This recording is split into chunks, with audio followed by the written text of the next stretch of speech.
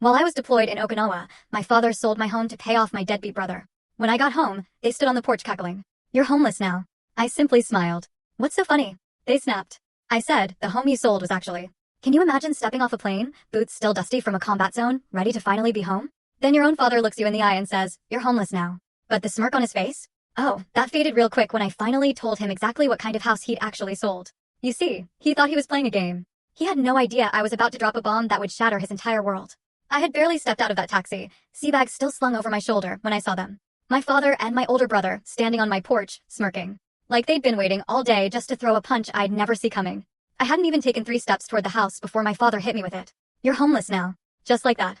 No hello, no welcome home. Just a sentence that landed harder than any blast wave I'd ever felt downrange. I froze. "What are you talking about?"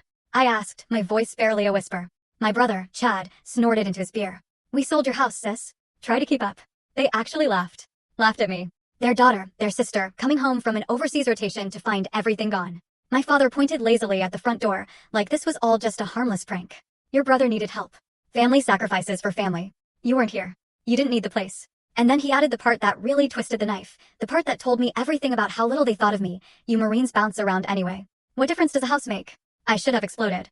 I should have cursed. I should have fallen apart right there on the driveway. But instead, I felt a slow, steady smile spread across my face. A smile that made both of them frown. My father snapped, "What's so funny?" And I said, "The house you sold was actually." But before I finished that sentence, I need to take you back to how this whole nightmare began. Because the truth is, none of this was an accident. They didn't just stumble into this betrayal. Oh no, they planned it. They just didn't plan it as well as they thought. 3 months earlier, I was stationed in Okinawa, halfway through a 6-month rotation. I'd been looking forward to that assignment. Short duty isn't glamorous, but it's predictable. And predictable is something Marines don't get often. I used my off hours to call home, check on the house, make sure nothing was burning down. I'd owned that place for 8 years. Bought it myself after my second deployment. Renovated it room by room, on my own dime. It was supposed to be my stability, my anchor, my future. But every time I called, things fell off. My father would answer, sounding irritated, like I was interrupting something important.